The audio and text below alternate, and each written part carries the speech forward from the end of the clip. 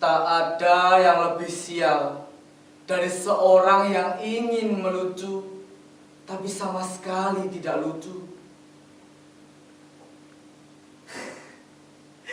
Jangankan orang lain tertawa, saya sendiri pun tak tertawa oleh lelucon saya.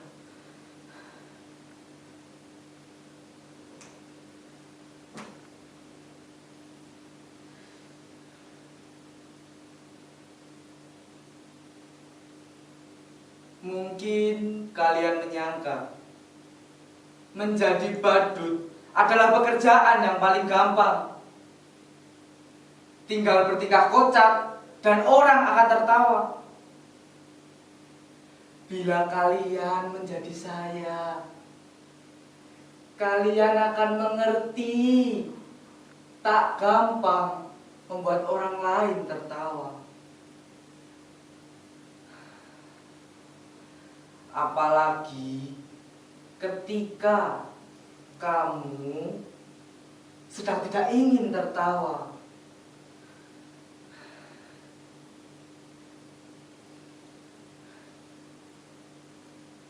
Lagi pula, di zaman ketika orang-orang mudah tersinggung dan marah, membuat lelucon tidaklah semudah yang kalian bayangkan. Bisa-bisa karena lelucon, kamu bisa dipidanakan, dianggap menghina dan mencemarkan nama baik. Kawan baik saya, seorang pelawak, dipenjara hanya karena membawakan lelucon yang kemudian dianggap menghina. Dia bercerita tentang seorang pemuda yang memanjat pohon kelapa pada jam 10 pagi. Dan dari atas pohon kelapa, orang itu mengumandangkan azan subuh. Tentu saja itu buat gempar seluruh kampung. Orang-orang langsung berbondong-bondong mendatanginya, berteriak-teriak menghujatnya. Bahkan ada yang ingin membunuhnya. Dasar kafir, turun kamu! Begitu orang-orang kampung berteriak marah. Berani-beraninya kamu melakukan penghinaan. Azan subuh jam 10 pagi. Dasar orang aneh, kafir!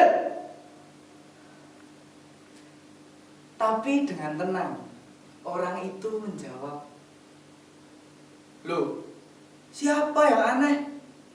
Siapa yang kafir? Coba kalian pikir. Saya azan subuh jam 4 di masjid. Tak ada seorang pun dari kalian yang datang ke masjid. Begitu saya azan jam 10. Loh, kok kalian pada berdatangan? Coba kalian pikir. Siapa yang tidak taat? Siapa yang aneh? Siapa yang kafir?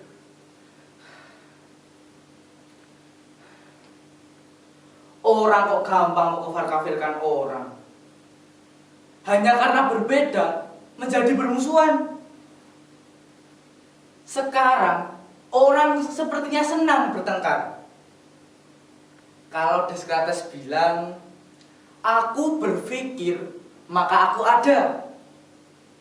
Orang sekarang seperti bilang, aku bertengkar maka aku ada. Pertengkaran menjadi komoditi, diperjualbelikan. Bahkan seringkali diberi pembenaran atas nama keyakinan. Ayat-ayat digunakan untuk kepentingan kekuasaan.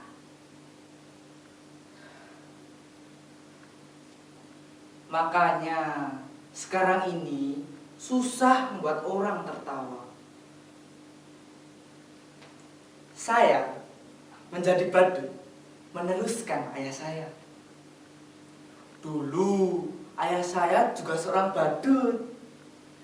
Karena bapak saya badut, saya pun jadi badut. Kan sekarang lagi ngetren, anak meneruskan orang tuanya. Kalau bapaknya presiden, ya anaknya pingin jadi presiden. Enggak deng, anaknya nyalon jadi gubernur. Bahkan ada yang nyalon jadi wali kota. Aduh. Sudah. Jangan ngomong ngantur, nanti saya ditangkap. Dulu, kata bapak saya, jadi badut itu lumayan enak. Penghasilannya lumayan. Bapak saya sering diundang karena orang-orang butuh hiburan. Badut dan pelawak dianggap masih lucu. Lah kalau sekarang, pelawak aja kalah lucunya kok sama politikus.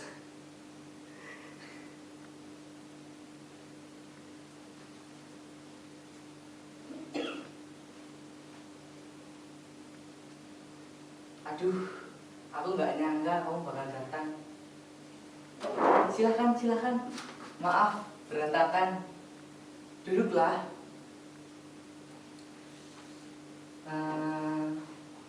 Mau minum apa? Atau mau makan? Kamu nggak haus? Nggak lapar? Syukurlah. Kebetulan saya tak punya apa-apa. Kamu bisa pesan GoFood kok. Tapi kamu ya yang bayar. Bentar. Yang datang pacar saya. Loh, jangan tersenyum aja begitu. Badut kayak saya juga manusia. Bisa falling in love dan punya pacar. Gimana? Cantik gak pacar saya? Namanya Raisa. Lengkapnya Raisa Bayar.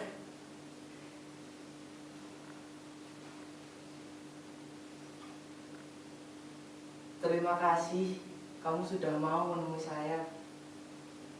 Saya kira kamu sudah gak mau sama saya. Terima kasih kalau kamu terus ingat saya. Kamu pasti kangen ya? Sama, saya juga. Rindu itu berat. Kamu gak akan kuat. Biar aku saja.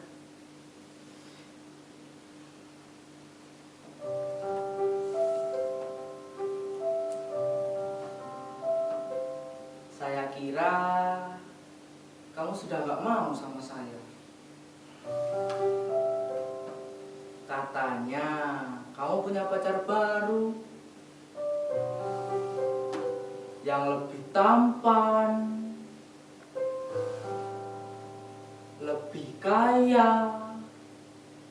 Tapi percayalah, apapun yang terjadi, aku tetap cinta kamu.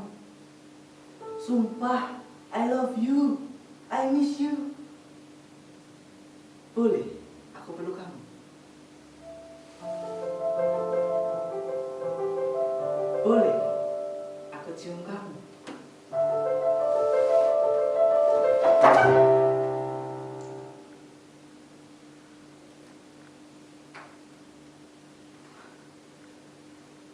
Raisa!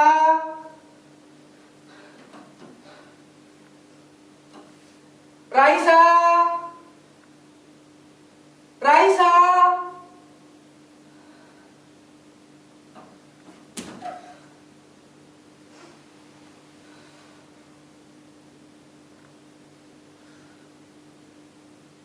Ternyata hanya khayalan saya saja.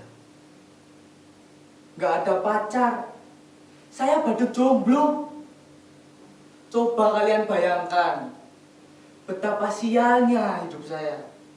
Sudah jadi badut, jomblo pula. nasib saya benar-benar ambyar.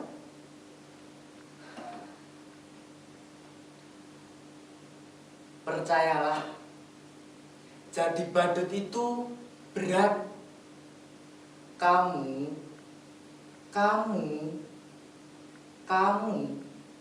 gak akan kuat. Biar saya saja.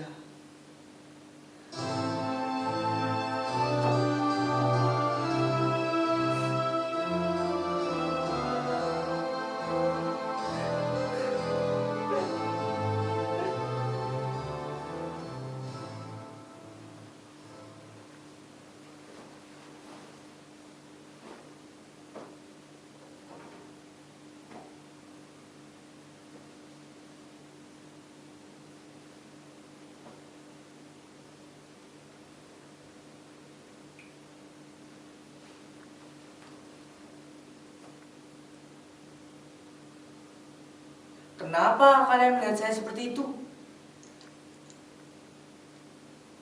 Apa ada yang aneh dengan saya?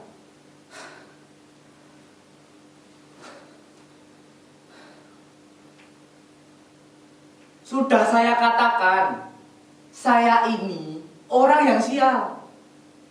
Tapi nasib memang aneh. Nasib selalu punya kejutan-kejutan yang tidak pernah saya duga.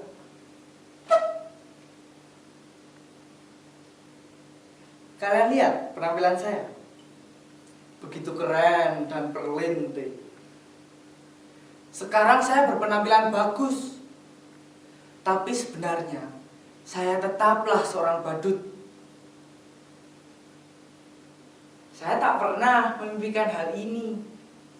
Tapi barangkali inilah takdir saya. Suatu hari saya diminta mengisi hiburan pada suatu kampanye partai. Menurut saya, penampilan saya biasa-biasa saja. Sama sekali tidak lucu. Tapi entah kenapa, semua orang yang hadir tertawa terpingkal-pingkal. Saya hanya menjentik-jentikan jari seperti ini. Semua orang tertawa.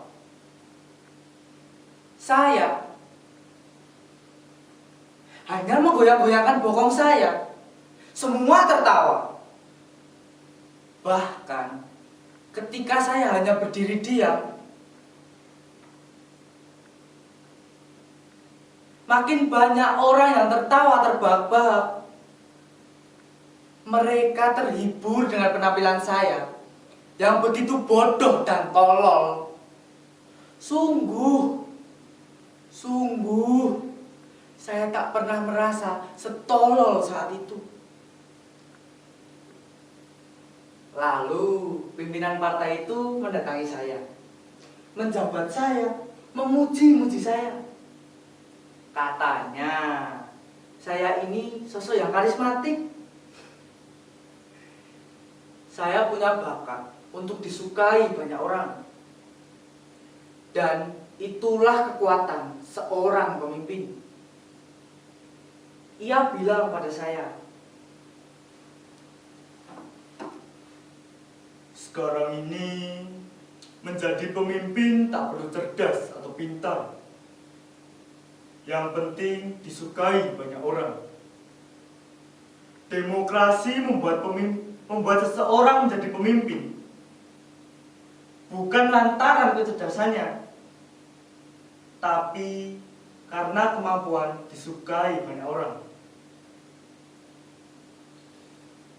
Semakin banyak orang mendukungmu, memujamu, maka kamu akan menjadi pemimpin. Pendukungmu akan memujamu habis-habisan. Tak peduli kamu salah atau benar. Yang penting kamu tetap disukai banyak orang. Kamu boleh bohong atau ngibul sesukamu. Yang penting kamu tetap dipercaya dan disukai banyak orang. Dan kamu punya bakat besar seperti itu. Orang menertawaimu, tapi sebenarnya mereka menyukaimu.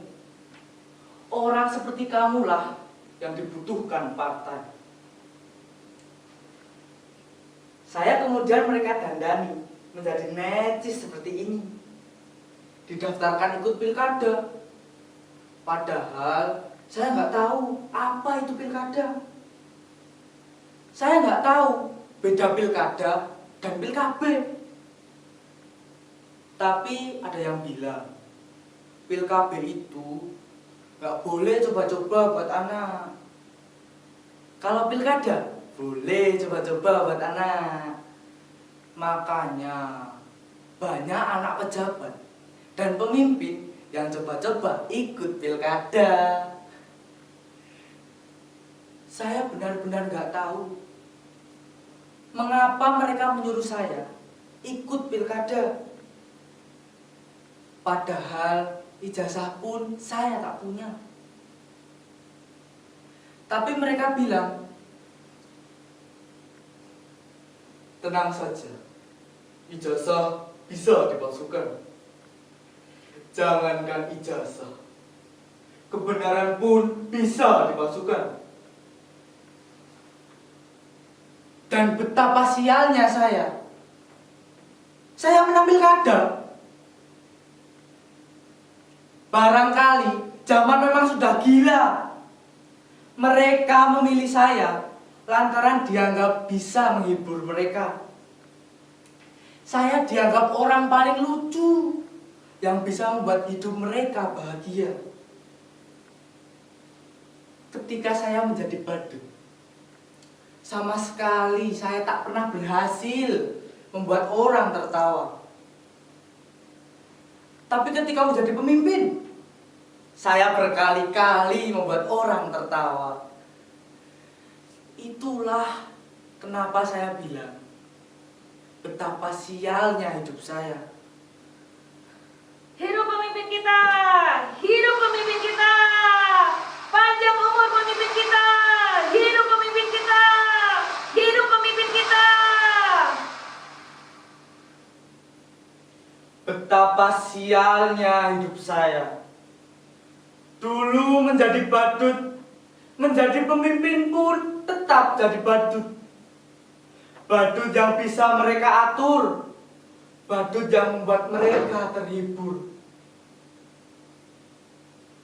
Sungguh, saya memang badut yang sial. Percayalah, menjadi badut itu berat. Kamu gak akan kuat. Biar para pemimpin saja. Hidup pemimpin kita! Hidup pemimpin kita! Panjang umur pemimpin kita! Hidup pemimpin kita! Hidup pemimpin kita! Hidup pemimpin kita!